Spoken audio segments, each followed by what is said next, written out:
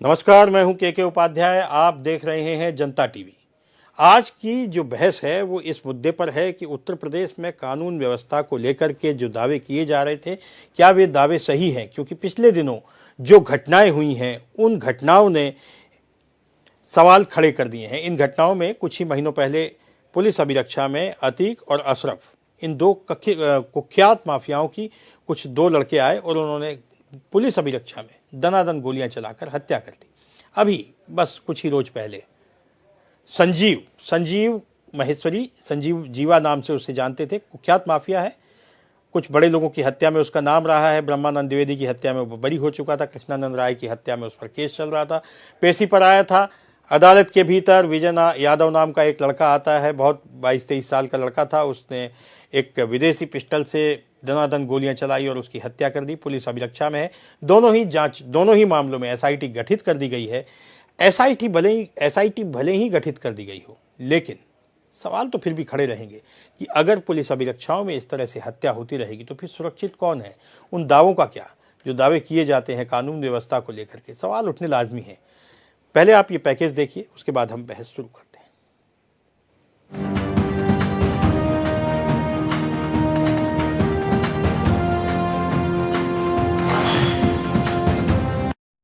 गाने और दावे के साथ ही उत्तर प्रदेश में 2017 में भारतीय जनता पार्टी ने बड़ी जीत दर्ज की।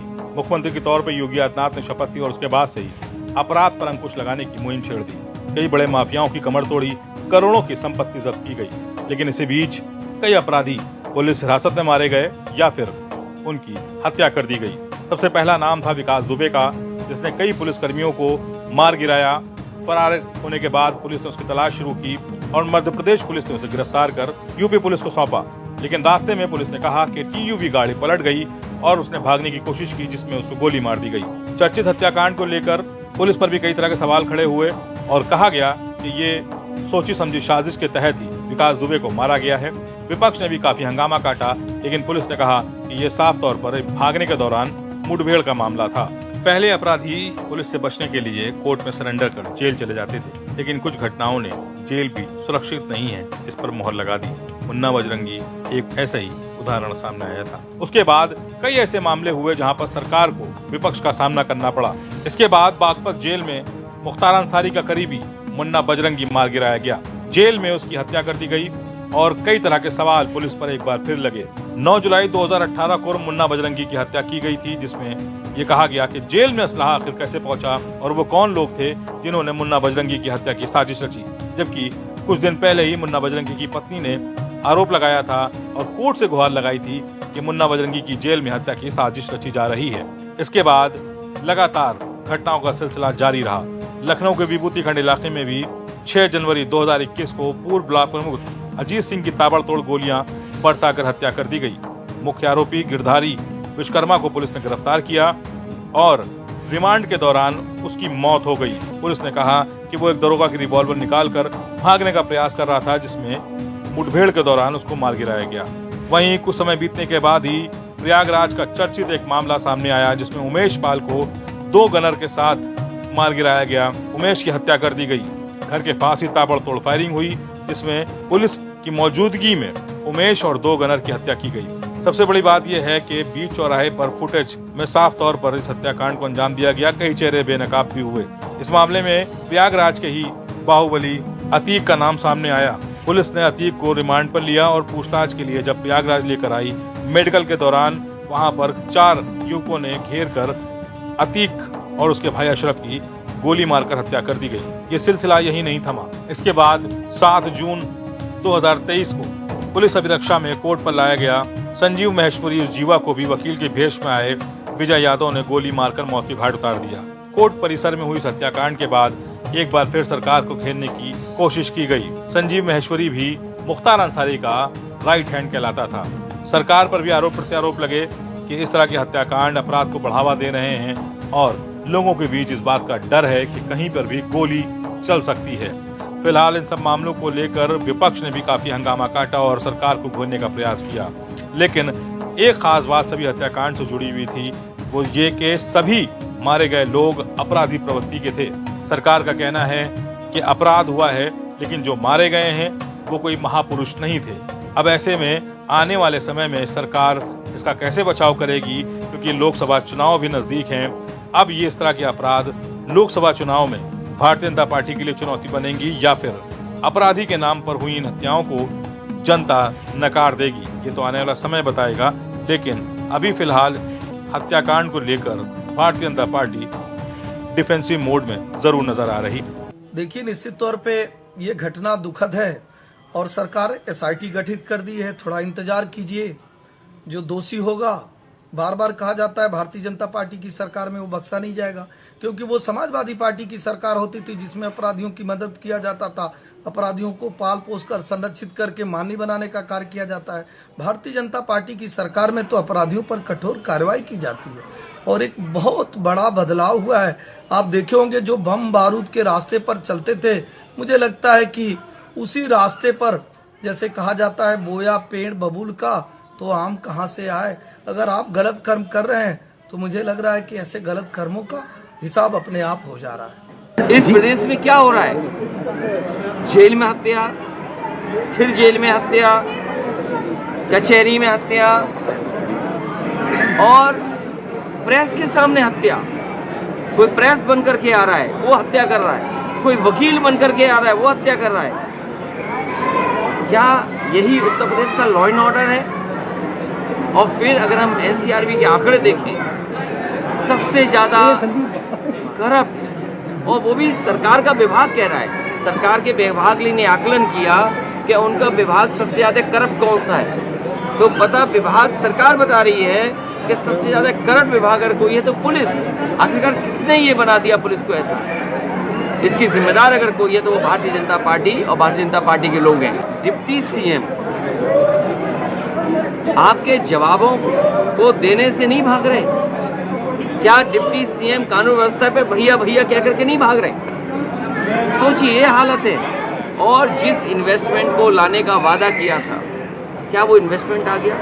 तो सोचो, ऐसे स्थान पर हमारे मुख्यमंत्री जी जो वादा करके जाएं, वो वादा ना पूरा हो तो भगवान बताओ उन्हें कौन सी सजा देगा। हुई तथा उस महिला को भी थोड़ी चोट पहुंची है। संजीव जीवा का उपचार के दौरान उसकी मृत्यु हुई है तथा दोनों पुलिस के कांस्टेबल तथा महिला जिसका नाम नीलम है वो खतरे से बाहर है तथा 1.5 साल की बच्ची जिसका नाम लक्ष्मी है वो उसकी स्थिति स्थिर बनी हुई है। ये थी पूरी एक रिपोर्ट और इसमें हर व्यक्ति ने अपनी अपनी सफाई देने की कोशिश की है, लेकिन सफाई देने से हकीकत नहीं बदल जाती है। हमारे साथ आज डिबेट में हिस्सा लेंगे ओम प्रकाश सिंह, प्रदेश प्रवक्ता हैं भारतीय जनता पार्टी के, कपिल श्रीवास्तव समाजवादी पार्टी के प्रदेश प्रवक्ता हैं, सुधीर शर्मा रिटायर्ड पुलिस अधिकारी हमारे साथ जुड़ेंगे, संजय तिवारी वरिष्ठ पत्रकार के रूप में हमारे साथ जुड़ेंगे। आज की बहस की शुरुआत हम सुधीर शर्मा जी से करते हैं। सुधीर शर्मा जी, आप पुलिस के बड़े अफसर रहे हैं, पुलिस की कार्यप्रणाली से वाकिफ़ हैं। ये जो घटनाएं इस समय हमने अचानक से टीवी पर देखी हैं, हम इन घटनाओं को देखने के आदी नहीं हैं। क्या ये पुलिस की जो कार्यप्रणाली है और जो पुलिस दावे करती है उस पर प्रश्न चिन्ह नहीं है, और इन घटनाओं को हमें किस रूप में लेना चाहिए? सुधीर शर्मा जी। देखिए, सारी घटनाएं एक पुलिस के लिए चैलेंज हैं और पुलिस इस चुनौती को स्वीकार करती है। कहीं ना कहीं किसी न किसी स्तर के ऊपर जब कोई चूक होती है तभी इस तरह की घटनाएं घटित होती हैं। अभी कचहरी के अंदर जो हाल में घटना जीवा के साथ भी घटित हुई, जीवा अपराधी है, कानून को सजा देता, फांसी देता, आजीवन कारावास देता, ये कानून का कार्य है। लेकिन पुलिस कस्टडी में जज के सामने अगर आप अपराधी इतना मनबड़ हो गया है तो कहीं ना कहीं हमारी लॉ एंड ऑर्डर को एक चुनौती है। और एक जिम्मेदार व्यक्ति होने के नाते आपको आश्वस्त करते हैं कि अपराधी इस षड्यंत्र के पीछे, देखिए ये एक लड़का, एक मोहरा है, ये 23 साल का लड़का जो जौनपुर का बताया जा रहा है, जिसने हाथ में पिस्तौल दे दी गई, गोली दाग दी और व्यक्ति मारे गए। ये खाली एक मुखौटा है, इसके पीछे कितने लोग, कितने मास्टरमाइंड ने कितने इसका ब्रेन वॉश किया होगा, कितनी तैयारी कराई गई होगी, तब एक 23 साल का लड़का अपराध बन गया। इसका कोई आपराधिक इतिहास तो सामने भी आया नहीं है, रातों रात एक हीरो बन गया। निश्चित जान लीजिए ये एक लॉ एंड ऑर्डर की सबसे बड़ी चुनौती है पुलिस के लिए, और पुलिस को स्वीकार करेगी और कर रही है। और निश्चित जान लीजिए इसके पीछे जितने षड्यंत्रकारी होंगे, चाहे वो कोई हो, वो पर्दे से सामने आएंगे, उनको सजा जरूर मिलेगी। सुधीर जी, एक सवाल और मेरा ये भी है कि ये जो मारे गए हैं, अतीक हो, अशरफ हो या संजीव जीवा हो, ये सब अपराधी प्रवृत्ति के थे, माफिया हैं। इनके ऊपर बड़े विधायकों की और तमाम सारे ऐसे अपराध हैं जो बड़े संगीन अपराध कहे जाते हैं। संजीव के ऊपर तो एक आजीवन कारावास की सज़ा भी उनको हो चुकी है, ब्रह्मदेव द्विवेदी की हत्या में वो बरी हो गए। बहुत सारे ऐसे मामले हैं। क्या एक इको ये भी हो रहा है कि अपराधियों को अपराधियों के जरिए निपटा दिया जाए, क्योंकि ये लोग जेल में हैं और जेल से भी इनकी सत्ता चलती है, और ये वही अभी भी इनका धमकाना, फ़ोन करना, वसूली करना ये जारी रहता है। तो क्या कहीं कोई हिडन एजेंडा तो नहीं है शर्मा जी? ऐसी कोई बात नहीं। आपको एक चीज बता दें, समाजशास्त्र में एक चैप्टर था कि शब्दों का कितना प्रभाव पड़ता है। एक आला उदल की आपने नगाड़ा में सुनी होगी, जो कि बाप के बैरी सामने बैठे उसके जीवन को धिक्कार। और जो व्यक्ति इस लाइन को पढ़ रहा था वही उस बच्चे का बाप का कातिल था। 4-5 बार उसने लाइनें बोली। वो बच्चा 12 साल का था, घर के अंदर गया, डबल बैरल लाइन जो बोल रहा था कि बाप के बैरी सामने बैठे उसके जीवन धिक्कार, उसको आके गोली मार दी। तो ये इन्होंने ये जो अपराध जो किए जिनको आप गिना रहे हैं, ये तो सामने आए हुए हैं। पता नहीं इन्होंने कितने अपराध कर रखे हैं, इनके कितने दुश्मन हैं, और कब कौन दुश्मन जाग जाए। और ये व्यक्ति तो जान लीजिए, अगर कोई व्यक्ति किसी को भी मारने पे आ जाता है, चाहे राजीव गांधी हो, चाहे इंदिरा गांधी हो, चाहे कैनेडी हो, चाहे कोई हो, चाहे जाउल हो, मारने पे अगर कोई व्यक्ति सर पे कफन बांध लेता है तो वो किसी ना किसी तरह वो सफलता प्राप्त कर लेता है। क्योंकि मारने वाले व्यक्ति के सामने एक ही टारगेट है कि हमको शूट करना है। उसको ना किसी आईपीसी की चिंता है, ना सीआरपीसी की चिंता है, ना मानवाधिकार की चिंता है, ना किसी कानून की चिंता है। बस उसको अपने मार करके अपने दुश्मन से बदला लेके इतनी करनी है।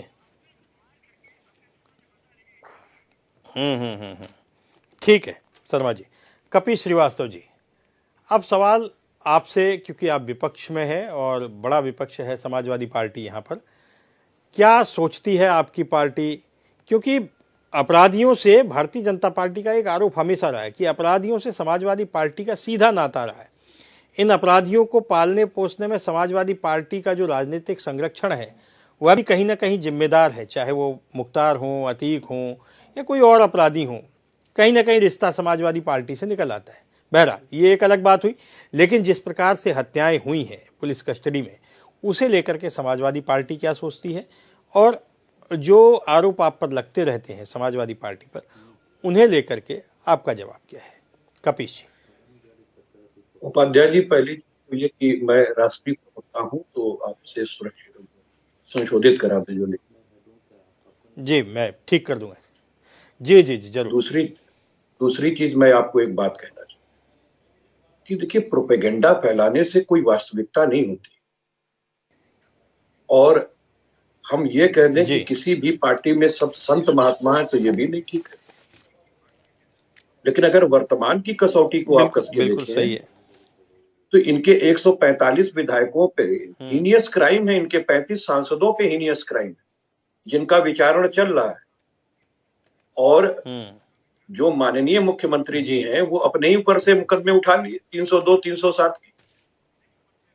पुलिस हत्या का मामला था, एक सिपाही की हत्या हुई थी महाराजगंज के अंदर, 1999 से ट्रायल हो रहा था। क्या माननीय मुख्यमंत्री जी को अब न्यायालय पर भरोसा नहीं रह गया? फिर जिस तरीके से मुजफ्फरनगर दंगे के जो आरोपियों पर से उठाने की कवायद इन्होंने की थी, वो सारी चीजें आपके सामने। आज आप तो देख ही रहे हैं कि बहन बेटी आज चौराहे पे उनकी नाक योगी सरकार रगड़वा रही है। पहलवानों की जो ओलंपिक में गोल्ड मेडल लेके आते हैं, जिनका अभिवादन हमारे प्रधानमंत्री जी कहते हैं, आज एक व्यक्ति देश से बड़ा हो चुका है। भारतीय जनता पार्टी की ना जाने कौन सी कमजोर नस्ल उनके हाथ में है कि 354 एक वो अपराधी आरोपित हैं एफआईआर के हिसाब से, और एक पास्को के। तत्काल गिरफ्तारी होनी चाहिए, लेकिन वो कल बता रहे थे मीडिया को कि 25 तारीख तक इंतजार कीजिए, चार्जशीट आएगी। वो स्वयं बता रहे थे कि चार्जशीट आएगी कि बन जाएगी, यानी सब कुछ वही चला रहे हैं। तो इनके यहाँ तो इसी तरीके का माहौल है। और मुझे आप एक बात बताएं, पुलिस अभिरक्षा में 6 वर्षों के अंदर 43 मौतें हो जाती, 176 सब क्लास 1 सीआरपीसी उठा के देख ले। और मैं दूसरी चीज कह रहा हूं कि जब सरकार स्वयं या सरकार के संवैधानिक पद पर बैठे हुए व्यक्ति स्वयं ही संवैधानिक भाषा का प्रयोग ना करें, उकसाने वाली भाषा का प्रयोग करें, तो ये तो होगा ही। 183 से ज्यादा जो है वो एनकाउंटर्स हुए। और आप याद करिए, आज से साल भर पहले भारत के अंदर ह्यूमन राइट कमीशन ने 28 फर्जी मुठभेड़ पाए हैं, जिसमें से 17 उत्तर प्रदेश के 28 करोड़ रुपए की शस्त्र योगी सरकार पर लगी। और एनसीआरबी के आप आंकड़े उठा ली, किसी दिन क्या कोई प्लेन पेपर है कि जिस दिन जो है वो हत्या ना हो रही हो 2-4 लोगों की। और मैं एक बात कह रहा हूं, जो सरकार सुप्रीम कोर्ट में बयान हल्फी दे करके किसी मुल्जिम को अपनी पुलिस अभिरक्षा में लेकर के आए गाजे बाजे के साथ, और मीडिया जो है मूत्र विसर्जन तक का वीडियो बनाए, उस ऐसे बड़े माफिया जिसको कहा जाता था, उसको केवल 9 लोग चिकित्सकीय परीक्षण में ले गए थे, वो भी सारे रूल और रेगुलेशंस को ताक पर रख करके। 6 बजे के बाद आप कौन सा इंट्रोगेशन कर सकते हैं? मुझे बताइए, जेल मैनुअल पढ़ा होगा अगर आप लोगों ने तो देख लें, क्योंकि मैं तो विधि व्यवसाय रत हूं, एक विधि का छात्र रहा, 24-25 साल से प्रैक्टिस कर रहा हूं, मैं तो यही देख रहा हूं। और 10 बजे रात में आप कौन सा परीक्षण कराने ले गए? और जहां ले गए वहां पर तीनों सीसीटीवी कैमरे जो बाहर को कवरेज करते थे वो बंद करते थे। और ये जो हत्या हुई अतीक अहमद की और अफसल की, इसमें जो तीनों लड़के थे ये बजरंग दल और भारतीय जनता पार्टी के मेंबर थे। सोमवार को पुलिस रिमांड ले लेनी चाहिए थी, लेकिन नहीं साहब, ये तो बृहस्पतिवार को गए पुलिस रिमांड पर। 2 एसआईटी की जांच बैठ गई, पता नहीं कितना कार्रवाई करने का आश्वासन हो गया। एक आईपीएस पुलिस ऑफिसर पे अगर किसी ने कोई कार्रवाई की हो तो मुझे बता दीजिए। जो हमारे अधिवक्ता पटेल साहब वो मारे गए थे, राजू पाल साहब, उस हत्या में भी 2 सिपाही मारे गए। आज जीवा के अंदर जो चीज हुआ, सोचिए, न्यायालय सुरक्षित नहीं है। वो भी न्यायालय का कमरा, अगर कहीं माननीय न्यायाधीश बैठे होते और उनको गोली लग जाती, वहां हमारे जैसे तमाम प्रैक्टिशनर मौजूद हैं जिनको किसी किस्म की कोई सुरक्षा हासिल नहीं है। एडवोकेट प्रोटेक्शन एक्ट तक योगी सरकार नहीं लेके आई। जहां पीएससी की एक बैरक होती हो, एक बैरक उत्तर प्रदेश पुलिस की होती हो, मेटल डिटेक्टर से लेकर के और ना जाने कितनी सीसीटीवी कैमरे लगे रहते हो, और कोई जांच पे नहीं पकड़ा पाया, जबकि वो बैंड तक नहीं बांधा था लड़के ने। और आप मुझे बताइए, जेल के अंदर माफियाबाजी हो रही है, जेल के अंदर लोग सुरक्षित नहीं है। भले वो अपराधी हो या कोई हो, उनका अपना मानवीय अधिकार है। आपकी विधि कहती है कि आपको संरक्षण प्रदान करना है। अगर आप जेल में सुरक्षा नहीं दे पा रहे, आप न्यायालय में सुरक्षा नहीं दे पा रहे, आप सड़क पर नहीं सुरक्षा दे पा रहे हैं, आप चिकित्सालय में सुरक्षा नहीं दे पा रहे हैं, तो यह विधि व्यवस्था का पूरी तरह से ध्वस्तीकरण हो चुका है। योगी तो ठीक है, इसमें से 3 साल ठीक है कपिल जी, ठीक है कपिल जी, आपकी तमाम बातों का जवाब हम ओम प्रकाश जी से लेते हैं। ओम प्रकाश जी, बहुत सारे आरोप कपिल जी ने आप पर लगाए हैं, यानी भारतीय जनता पार्टी की ओर उंगलियां उठ रही हैं। एक और कानून व्यवस्था की दुहाई दी जाती है, दूसरी ओर सरेआम इस तरह की हत्याओं ने एक बार से फिर उंगली उठाने पर मजबूर कर दिया है कानून व्यवस्था को लेकर के कि क्या कानून व्यवस्था के जो दावे किए जाते हैं वे खोखले हैं, क्योंकि पुलिस कस्टडी में, न्यायालय में, जेल में कहीं भी कोई सुरक्षित फिलहाल तो नज़र नहीं आता। ऐसे में जो दावे किए जाते हैं उन दावों का क्या? ओम प्रकाश सिंह जी, सारी उंगलियां भारतीय जनता पार्टी की तरफ उठती हैं, उनकी सरकार की तरफ उठती हैं। ओम प्रकाश जी। उपाध्याय जी, जितना धैर्य से मैंने कपिल श्रीवास्तव के अंगुलियां जो उठी है उसको ध्यानपूर्वक मैंने सुना है, तो मैं चाहूंगा कि मुझे भी समय दिया जाए बोलने के लिए, जी। क्योंकि हम तो मात्र एक प्रवक्ता आप है, पूरा पार्टी समय के। मिलेगा, पूरा समय मिलेगा। जी, मैं सुन लीजिए, मैं तो मात्र एक पार्टी का छोटा सा प्रवक्ता हूँ, लेकिन वो कपिल भाई प्रवक्ता भी है और अधिवक्ता भी। नहीं, बिल्कुल तो आप समझ लीजिए कि वो दोनों ताकतों का प्रयोग हाँ, किया। ये तो है। एज ए वकील, एज ए पार्टी प्रवक्ता। ठीक, घटना घटी, मैं भी इसकी निंदा करता हूँ कपिल भाई के साथ। जी इसमें पुलिस द्वारा चूक हुई है, जी इसमें भी मैं कपिल भाई के साथ हूँ। लेकिन एक बात तो तय है कि मुख्यमंत्री योगी आदित्यनाथ 2017 से जब से मुख्यमंत्री के कुर्सी पर बैठे, तब से इन अपराधियों का खैर नहीं। जी जो अपराधी उत्तर प्रदेश के लिए संकट थे, आज उनके लिए संकट खड़ा हो चुका, जितने भी अपराधी। और मुझे ये भी कहने में गुरेज नहीं है, मैं सारे सवालों का जवाब दूंगा कि जितने भारतवर्ष से, मैं उत्तर प्रदेश की बात नहीं कर रहा हूं उपाध्याय जी, भारतवर्ष में जितने भी नामी गामी डकैत अपराधी माफिया गुंडे हुए हैं, उसमें सबसे ज्यादा उत्तर प्रदेश के हुए हैं। और वो उत्तर प्रदेश के गुंडे और माफियाओं को माननीय बनाने का, पालने का, पोसने का, लूटने का, हजारपति से अरबपति बनने का किन सरकारों ने उनको साथ दिया। और किन सरकारों ने जब कोई घटना घटी तो तुष्टीकरण की राजनीति के लिए हाय तौबा किया। देखा होगा उत्तर प्रदेश में हमारे कपिल भाई ने बताया कि 184 अपराधी मारे गए मुठभेड़ में, कोई ऐसा संत नहीं मारा गया जिसको लेकर के कपिल भाई कोर्ट में जाए और कहे कि साहब ये दुर्दांत अपराधी नहीं था, ये तो एक संत था, ये महापुरुष था, ये जो है उत्तर प्रदेश का पथ प्रदर्शक था। नहीं गए, सारे मारे गए, उनके घर वाले ने भी कोर्ट में नहीं गए। और जब 184 अपराधी मुठभेड़ में मारे गए तो हमारे भी 15 जवान शहीद हुए और 326 जवान घायल हुए।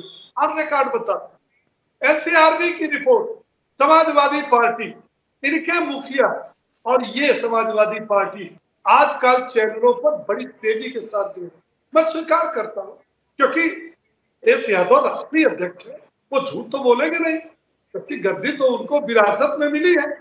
बुद्धि और ज्ञान और विवेक और योग्यता, सफलता तो विरासत में मिली नहीं मुलायम सिंह की, वो मिली तो निश्चित रूप से लंदन से पढ़े हुए हैं, तो जो बोल रहे होंगे वो बिल्कुल सही बोल रहे हैं, मैं उनकी बात काटता नहीं।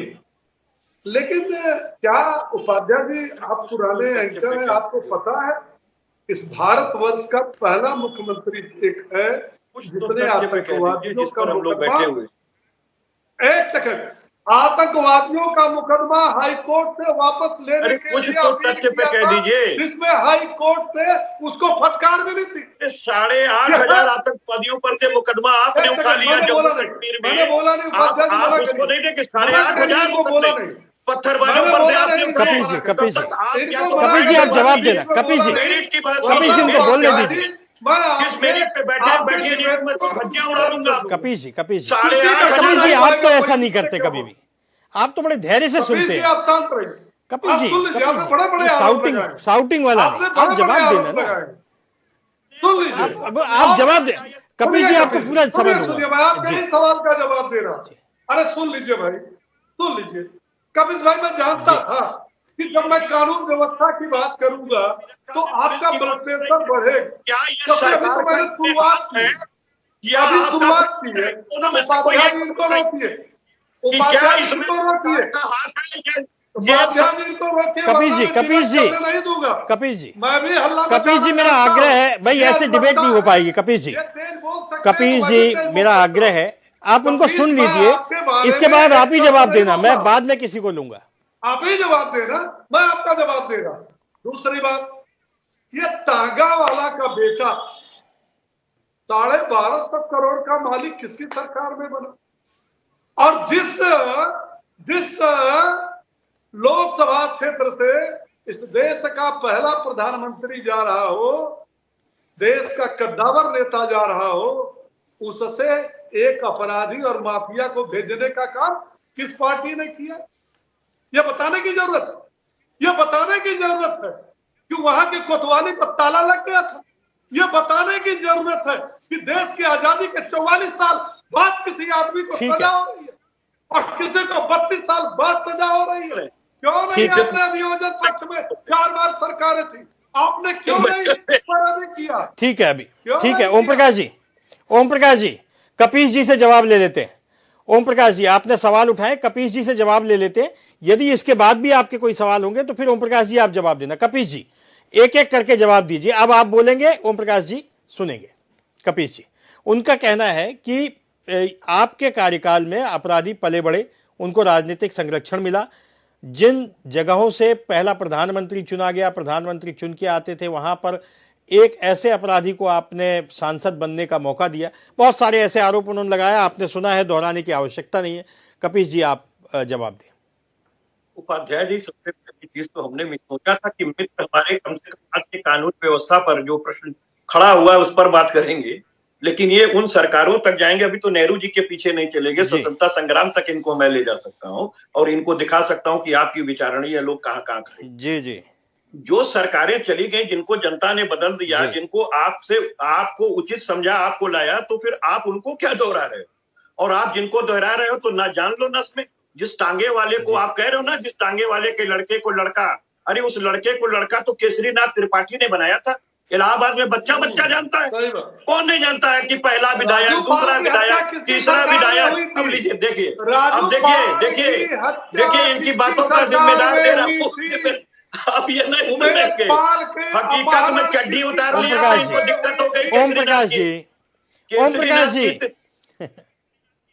ओम प्रकाश जी सुन लीजिए। जैसे कपीश जी आप जवाब देना, पूरा समय मिलेगा। पुराने पत्रकार में संजय त्रिपाठी जी को जानता हूँ। संजय त्रिपाठी जी कह देंगे कि नहीं, 3 बार, जो शुरुआत में 3 बार ये विधायक बने, वो केसरीनाथ त्रिपाठी ने नहीं बनाया था, तो मैं मान लूंगा। अब मैं दूसरी बात कहता हूँ, जिस फूलपुर से ये कह रहे हैं जिसको बनाया हो, तो सोनेलाल पटेल के टिकट पे लड़े थे और उनकी बेटी तो आपके मंत्रिमंडल में है, उनसे जाके प्रश्न कीजिए। अब मैं तीसरी बात कह दूं कि इन्होंने आतंकवादी पर से मुकदमा उठाने की बात कही। अब देखिए, फिर बोल रहे हैं उपाध्याय जी, बोल रहे हैं। ओम प्रकाश जी साउटिंग मैच इससे सुनेगा नहीं। साउटिंग मैच नहीं। कपीश जी अपनी बात पूरी कर ले, आप उनको नोट कर लें, एक एक करके आप जवाब देना। कपीश जी पहले अपनी बात पूरी कर लें, फिर आप जवाब दीजिए। मेरा आग्रह है, तो आपकी बात भी लोग सुनेंगे, कपीश जी की बात भी सुनेंगे। मैंने इनके 2 तथ्यों का जवाब दिया। अब तीसरा तथ्य, आतंकवादियों पर से मुकदमा उठाना। आदरणीय मित्र, ये देश गवाह है कि 8,500 मुकदमे पत्थरबाजों पर से, जो आतंकवादियों को पोषित करते थे, वो खुद आतंकवाद में शामिल थे।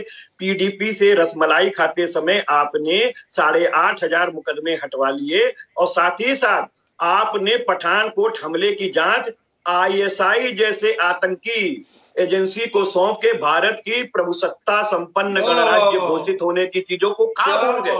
और दूसरी बात, ठीक है, कपीश जी लीजिएगा। कपीश जी, मैं इसको दुरुस्त कर दूं आपको।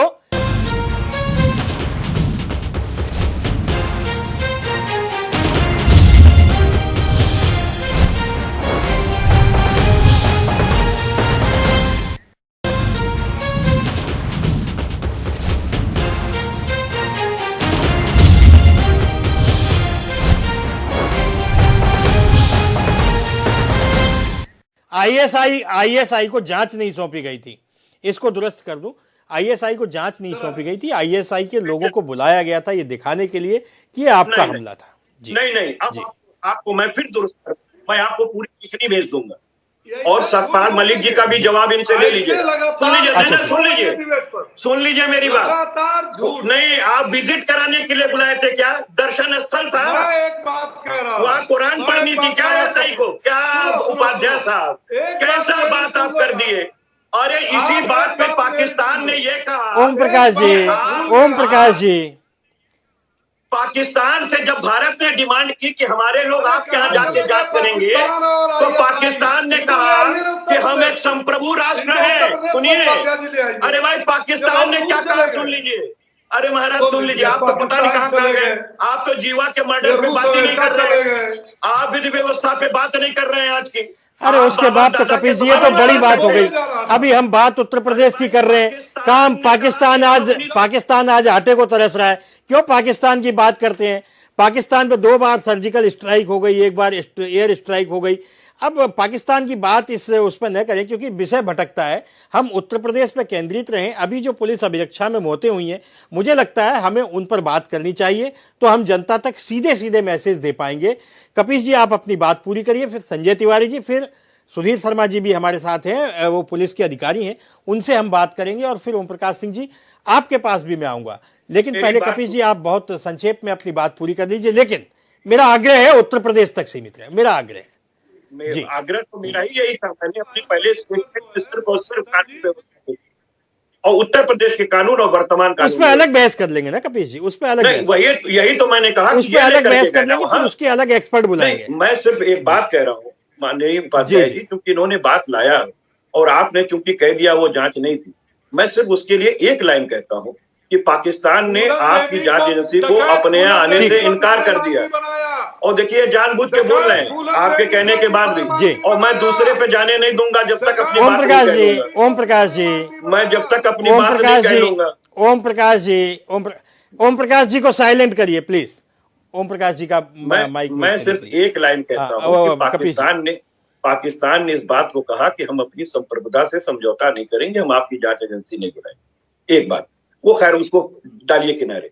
पुलवामा जो अटैक हुआ, सतपाल मलिक इनकी राज्यपाल से क्या क्या कहे, ये हम अब उत्तर प्रदेश की बात। मैं चूंकि खुद एक अधिवक्ता हूं, लेकिन मेरा कहना है कपीश जी कि अभी हम बहस से भटक जाएंगे ना, क्योंकि हम बात कर रहे हैं पुलिस अभिरक्षा में हुई मौतों पर।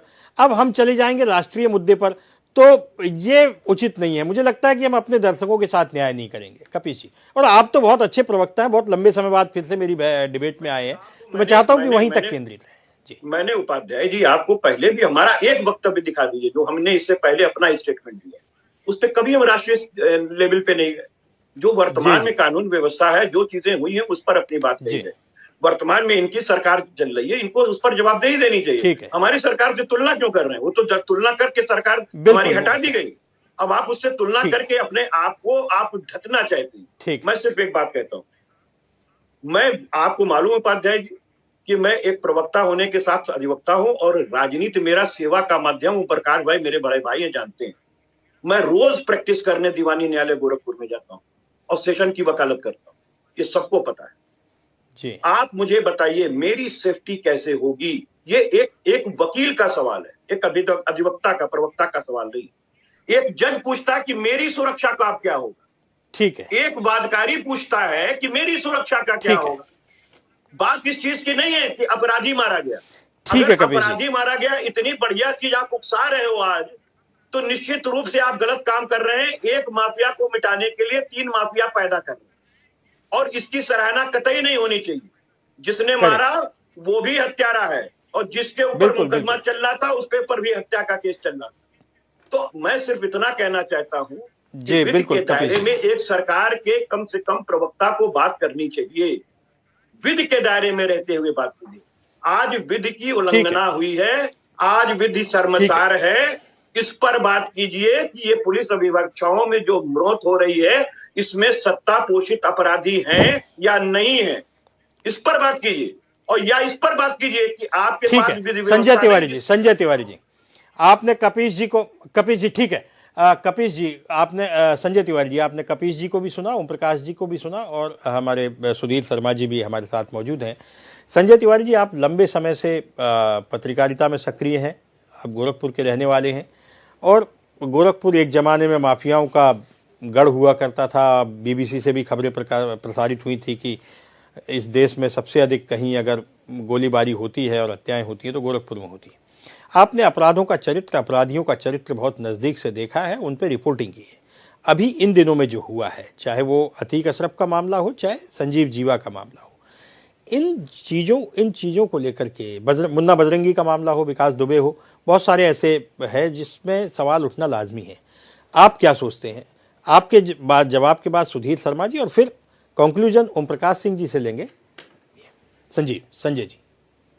उपाध्याय जी, ये बहुत ही महत्वपूर्ण बात है और सबसे बड़ी बात और सबसे अच्छी बात जो अभी कपीस जी ने स्वीकार किया कि जिनकी सरकारें खराब थी उनको जनता ने बदल दिया। तो अब जिसकी सरकार है उसको अपनी जिम्मेदारी ढोनी चाहिए, स्वीकार करनी चाहिए, ये एक अच्छी बात। दूसरी जो सबसे महत्वपूर्ण बात है कि अभी माननीय सुधीर जी ने बहुत सलीके से और बहुत दमदारी से पुलिस का जो स्तर होना चाहिए, पुलिस की जो भूमिका होनी चाहिए, पुलिस की विफलता को उन्होंने स्वीकार किया। मुझे बहुत अच्छा लगा कि एक पुलिस अफसर के रूप में उन्होंने सारी चीजों को बहुत निष्पक्ष तरीके से स्वीकार किया है। आपने चर्चा की गोरखपुर और क्राइम की, माफियाओं की, तो मैं बता दूं कि मैंने 35 वर्षों की अपने पत्रकारीय जीवन में पुलिस को इतना निरंकुश कभी नहीं देखा। इतनी निरंकुशता पुलिस में कभी देखी नहीं गई और इतनी बड़ी विफलता पुलिस को पाते हुए मैंने कभी नहीं देखा। आप कहते रहिए कि 183 एनकाउंटर हुए और कोई ब्रह्मचारी नहीं मारा गया, लेकिन मारे जाने वाले सभी अपराधी नहीं थे। उसमें बहुत से ऐसे लोग रहे होंगे जो आज जो करा रहे हैं आप या जो हो रहा है वो बदले की भावना में दुश्मनी पैदा हुई होगी और मारे गए होंगे। जो उस समय दमदार रहा होगा उनमें से वो पुलिस अभिरक्षा में मार दिया गया होगा, उसके आगे पीछे कुछ लोग रहे होंगे। तो आप इन चीजों को कह के बच नहीं सकते। दूसरी बात, मैं एक निवेदन भारतीय जनता पार्टी के लोगों से करना चाहता हूं कि प्रवक्ता बनते बनाते समय या डिबेट में भेजते समय अपने प्रवक्ताओं को फुल्ली वो थोड़ा सा ठीक ठाक करके भेजें। उनके पास डाटा सही होना चाहिए, उनके पास आंकड़े सही होना चाहिए, ताकि वो कपिल श्रीवास्तव जैसे लोगों को मुकाबला उनका कर सके, उनको जवाब दे सके। एक बीच में चर्चा आई कि अतीक को पैदा किसने किया। मैं बहुत दृढ़ता से स्वीकार कर रहा हूं कि अतीक को जो नाम लिया अभी कपीस जी ने, उन्होंने ही पैदा किया था और किसी ने नहीं पैदा किया था। अतीक उनको पिताजी बोलते थे, अब्बा, इस लहजे में बोलते थे। अब वो नहीं है इस दुनिया में, उन पर मुझे कोई बात नहीं करनी है, कोई सवाल नहीं करना है। वो श्रद्धेय हैं, पूज्य हैं और उनको स्वर्ग प्राप्त हो। प्रयागराज जैसी जगह अपराधियों की शरण स्थली कैसे बन गई एक दिन में, जहां पंडित केदारनाथ त्रिपाठी जैसे लोग आते हैं लगातार, जहां पंडित जवाहरलाल नेहरू जैसे लोग आते हैं, जहां आनंद भवन है, जहां स्वराज की लड़ाई लड़ी जाती है। ये किसने नहीं देखा 50 वर्षों में, 60 वर्षों में, 70 वर्षों में। तो आज उस पर बात करने का कोई मतलब नहीं है। बात आज इस पे अवश्य होनी चाहिए कि उत्तर प्रदेश ने पिछले 3 महीनों में पुलिस का जो चेहरा देखा है वो शर्मनाक है, वो बिल्कुल शर्मनाक है। कहीं से किसी भी सभ्य समाज के योग्य नहीं है। आज किसी सभ्य परिवार की महिला या पुरुष पुलिस थाने जाने में हिचकता है, डरता है। सामने से कोई वर्दी वाला दिख जाएगा तो उसको डर लगेगा। इतना डर पहले कभी नहीं था सर, इतना डर पुलिस से पहले कभी नहीं था। क्योंकि आज आप चाहे सब्जी खरीद रहे हो बाजार में, चाहे कचहरी में अपनी पैरवी करने गए हो, चाहे अस्पताल में हो, चाहे किसी अदालत में हो, आप सुरक्षित नहीं हो। आप बिल्कुल सुरक्षित नहीं हो। और पुलिस के लोग, पुलिस के अफसर चाहे जो तमगा देते रहे। एक दूसरी बात, अभी जो चर्चा में बात आई कि पिछली सरकार ने आतंकवादियों को छोड़ दिया हाईकोर्ट के निर्देश के बाद भी, और क्या क्या किया। एक उदाहरण मैं दे रहा हूं आज ही का, अचानक याद आ गया मुझे। अभी 4-5 दिन पहले उत्तर प्रदेश के हाई कोर्ट ने कानपुर के विकास प्राधिकरण के वीसी को गिरफ्तार करने का आदेश दिया। उसके ऊपर जुर्माना भी लगाया। कुछ अवैध तो ऐसे कार्य थे जो शायद बहुत खराब स्थिति में होंगे, तभी हाई कोर्ट ने ऐसा किया होगा। आज मैंने सुबह सुबह सूची देखी व्हाट्सएप पर, उस आदमी को प्रमोट करके डीएम बना दिया गया है। आखिर कहीं ना कहीं मुख्यमंत्री को कोई ना कोई अंधेरे में तो रख रहा है ना। ये कौन लोग हैं जो मुख्यमंत्री को अंधेरे में रख रहे हैं?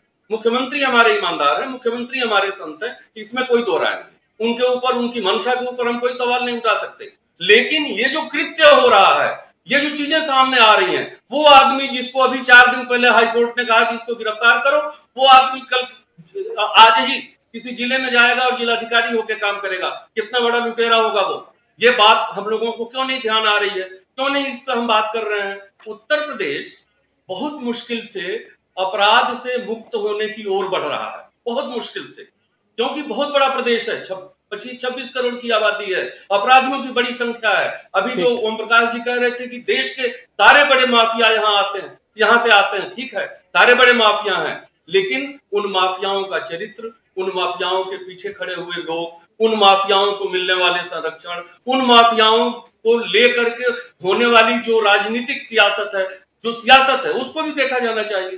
कहां से हम माफिया मुक्त हो रहे हैं भाई? अगर कोई भी संजीव जीवा आ रहा है, अदालत में मार दिया जा रहा है, तो उसको मारने वाले को किसने भेजा?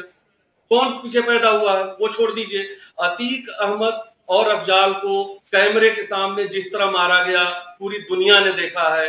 किन्होंने मारा उनको पूरी दुनिया ने देखा है, जिन्होंने मारा उन्हें किसने भेजा था? वो कहां से पैदा हो गए? आखिर वो अपने मन से तो आए नहीं थे, किसी ने प्लान किया होगा ना। वो अपराधियों का इतना बड़ा कोई रिकॉर्ड भी नहीं समझ में आता है, कोई इतनी बड़ी चार्जशीट भी उनकी नहीं सामने आई, लेकिन आज तक उत्तर प्रदेश की सरकार ने जवाब क्यों नहीं दिया कि ये अपराधी हैं और इनके खिलाफ हम ये कार्रवाई करने जा रहे हैं? क्योंकि ऑन कैमरा उन्होंने 2 लोगों की हत्या की थी।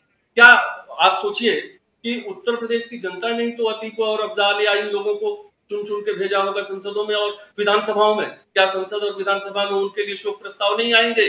तब हम कितने शर्मसार हो रहे होंगे, हमारा लोकतंत्र कितना शर्मसार हो रहा होगा।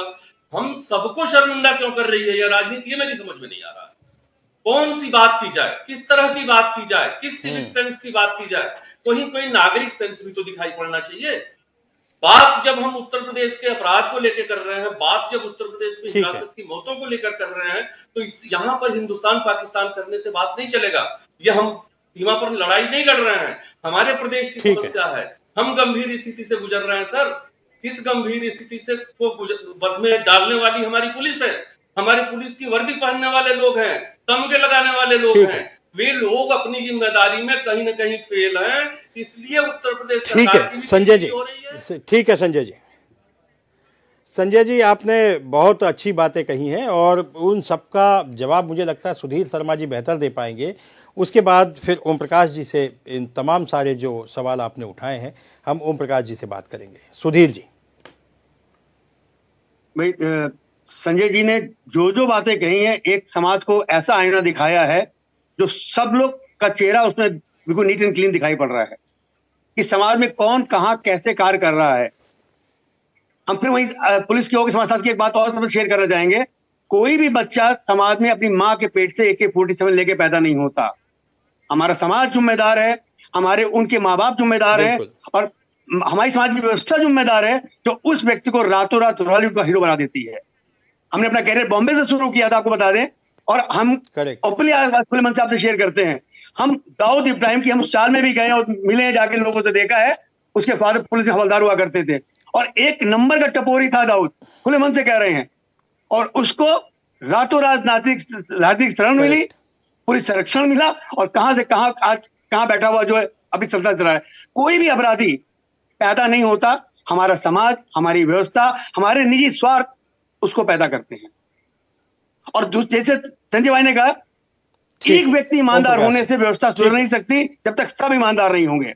अभी हाल ही में गोरखपुर को माननीय आपके मुख्यमंत्री ऐसी सौगात थी, खेलो इंडिया की नौकायन प्रतियोगिता आयोजित की, उसमें जो वर्ल्ड में अपने आप में इतनी सुंदर झील, इतना सुंदर व्यवस्था, जिसको भारतीय नौकायन संघ के अध्यक्ष ने भी मुक्त कंठ से सराहा। तो जबकि माननीय मुख्यमंत्री पहुंच नहीं पाए, हम लोग बहुत कोशिश कर रहे थे कि वहां पहुंचे, लेकिन व्यवस्था अच्छी थी, सबने तारीफ की, मुक्त कंठ से तारीफ की। लेकिन वही बात है कि अकेला चना बाहर कैसे फोड़ेगा जब तक उनकी टीम मजबूत नहीं होगी। जैसे आपने भी एग्जाम्पल दिया, हमारे BC के अगेंस्ट में कोर्ट ने ऑर्डर पास किया, नियुक्ति अधिकारी अलग होते हैं, CM अलग होते हैं। CM एक वो छतरी है कि डंडी होते हैं जिसमें सारी तीलियां टंगी रहती हैं। वो अपनी तीलियों में विश्वास करते हैं कि छतरी सीधी रहेगी, अगर कोई तीली टेढ़ी हो जाएगी तो छतरी भी टेढ़ी हो जाएगी। और अंत में एक ही बात कहना चाहेंगे, अपराधी चाहे कितना बड़ा हो जाए, कानून से ऊपर नहीं रह सकता, चाहे वो IAS हो, चाहे IPS हो, चाहे राजनेता हो, चाहे अधिवक्ता हो। आप देख लीजिए, हर समाज के हर वर्ग के लोग आज जेल की सलाखों के पीछे क्यों हैं? क्योंकि हमारी न्यायपालिका इतनी मजबूत है और उसके सबका विश्वास है कि उससे ऊपर कोई नहीं जा पाता है। कुछ तो समय पैसे के बल के ऊपर, बाहुबल के ऊपर, ओम प्रकाश जी, ठीक है ओम प्रकाश जी, सारे सवाल एक बार फिर आपकी ओर हैं, क्योंकि ये जो दुर्घटनाएं हुई हैं ये नहीं होनी चाहिए थी और आपने अपना जब वक्तव्य शुरू किया था तो आपने इसकी निंदा भी की थी। लेकिन अब इसके रोकने के उपाय क्या होंगे, इस बारे में आगे इस तरह की घटनाएं ना हो। जैसा कपीश जी कह रहे थे कि मेरी सुरक्षा का क्या होगा, बाकी सारी राजनीतिक बातें आप छोड़ दीजिए, ये आरोप प्रत्यारोप चलते रहेंगे, लेकिन नागरिकों की सुरक्षा किसी भी सरकार का पहला कर्तव्य है। तो मेरी सुरक्षा, चाहे वो कपीश जी की हो, चाहे संजय जी की हो, चाहे के उपाध्याय जी की, चाहे सुधीर जी की, या स्वयं आपकी हो, मेरे बच्चों की सुरक्षा का क्या होगा, इस सवाल का जवाब आपको देना होगा। क्योंकि आप ये कह के नहीं बच सकते थे कि मैं प्रवक्ता हूं, लेकिन आप एक पार्टी के प्रवक्ता हैं, ऐसी पार्टी के प्रवक्ता हैं जो इस समय सरकार में है, इसलिए जवाब तो आपको देना पड़ेगा। ओम प्रकाश जी। उपाध्याय जी, हमारे चैनल पर बैठे हुए सभी साथियों ने क्रमशः अपना परिचय दे दिया। हमारे कपीश भाई मित्र है, हमारे जिगरी, उन्होंने बताया 25 साल से प्रवक्ता हूँ। तो आपने परिचय दिया कि ये संजय जी 35 साल से पत्रकार हैं, और हमारे पुलिस के अधिकारी ने भी बताया कि दाऊद से कैसे वो निपट रहे थे। तो जरा मैं भी अपना परिचय दे दूं। मैं भारतीय जनता पार्टी में उपाध्याय जी 5 साल से जी बिल्कुल। इसके पहले 36 साल तक कंटिन्यू में दैनिक जागरण का जैसे अखबार का ब्यूरो चीफ हूं, मैं ये भी बताता। और मुझे अच्छी तरह से पता है कि पत्रकारिता कितनी निष्पक्ष होनी चाहिए। तब तो आप संजय जी को जानते होंगे। ना बिल्कुल ओम प्रकाश जी, आप संजय जी को जानते होंगे बहुत बेहतर तरीके से। संजय बिल्कुल जानता हूँ। संजय जी हमको नहीं जानते, मैं संजय जी को जानता हूँ। मैं उनके आरोप प्रत्यारोपण पर नहीं जाना चाहता, क्योंकि अब डिबेट समाप्त हो। मैं सीधे बातों पर आना चाहता हूँ। मैंने कहा कि मैं जौनपुर में 36 साल से ब्यूरो चीफ था। जिस लड़के ने घटना की है वह हमारे किराकत तहसील के सुल्तानपुर गांव का रहने वाला है। इसके बड़े पिता जैनू यादव, वह प्रबंधक, ये प्रधानाचार्य परिषद के अध्यक्ष रहे। ये पूरा पार्टी समाजवादी पार्टी का कट्टर समर्थक, कट्टर कार्यकर्ता। फिर भी मैं इस पर नहीं जाता कि वो विजय यादव ने मारा तो उसका क्या श्रेय। दूसरी बात, 2017 से जो चुनाव उत्तर प्रदेश में हो रहे हैं और आगे होंगे, केवल 2 मुद्दे हैं, तीसरा कोई मुद्दा नहीं। उत्तर प्रदेश की कानून व्यवस्था और उत्तर प्रदेश का विकास। उत्तर प्रदेश की कानून व्यवस्था और विकास को लेकर के इस प्रदेश की जनता ने भारतीय जनता पार्टी को जीत नहीं दी है, ऐतिहासिक जीत दी है। 39 साल के रिकॉर्ड को तोड़ा है। और बहुमत, ठीक है, बहुमत जो है उसने जो 17 में दिया, उससे 22 में दिया, जो 14 में दिया, उससे ज्यादा 19 में दिया, वो जनता ने दिया। और अगर कपीश, ठीक है ओम प्रकाश जी, बिल्कुल आपकी बात से मैं सहमत हूं। हमारे पास समय कम है। कपीश जी बहुत संक्षेप में अपना जवाब दीजिए, उसके बाद डिबेट समाप्त करेंगे। कपीश जी। एक मिनट के लिए मैं सिर्फ कहता हूँ आपसे, तो मैं सिर्फ उपाध्याय जी एक बात कहना चाहता हूँ। एक हाई कोर्ट का बहुत संक्षेप में, बहुत संक्षेप में मैं इधर उधर की बात नहीं करूँ जी। एक हाई कोर्ट का जो है वो आदेश था, जिसमें संजीव जीवा को लाइफ सपोर्ट जैकेट दी गई थी। ये बुलेट प्रूफ जैकेट के लिए आदेश था, और जीवा बुलेट प्रूफ जैकेट पहन करके गया था और उसकी पुलिस ने जैकेट उतरवाई थी। करते हो कपीश भाई, मैं अरे भाई सुन तो लीजिए, अब लीजिए, अब देखिए फिर बीच में बोलने वाले नहीं है। ये जो मेरे प्रश्न का उत्तर दीजिए ना कि क्यों उतरवाया गया। अगर ये कहते हैं कि संजीव जीवा ने खुद उतार दिया, हमें ये डिबेट यहीं समाप्त करनी पड़ेगी। लेकिन हम ये कहेंगे कि आप सब लोग हमारे साथ जुड़े, आप सब लोगों का बहुत बहुत धन्यवाद, शुक्रिया। ये डिबेट अभी समाप्त नहीं होने वाली है, क्योंकि वास्तव में प्रश्न बहुत गंभीर हैं और इस सारे सवालों के जवाब हमें ढूंढने होंगे। मेरी सुरक्षा का क्या होगा, ये एक अहम सवाल है। इस सवाल को लेकर के ये डिबेट हम यहीं समाप्त करते हैं। लेकिन कानून व्यवस्था का जहाँ तक मामला है, योगी आदित्यनाथ ने उत्तर प्रदेश में माफियाओं को समाप्त करने का जो संकल्प लिया था, उस संकल्प की ओर बढ़ रहे हैं। हालांकि एक दो घटनाएं जो अभी हाल ही में हुई हैं, उनकी तारीफ नहीं कर सकते, नहीं उनको हम जायज़ ठहरा सकते हैं, क्योंकि कानून अपना काम करेगा। ये देश संविधान से चलता है। हर कोई अगर कानून अपने हाथ में लेगा और बदले की भावना लेकर के, रिवाल्वर लेकर के, पिस्टल लेकर के न्यायालयों में, पुलिस अभिरक्षाओं में गोली चलाएगा, तो फिर यहाँ कोई सुरक्षित नहीं है। यह सवाल अभी अनुत्तरित है। इसका जवाब सरकारों को देना ही होगा, सरकार को देना ही होगा। नमस्कार।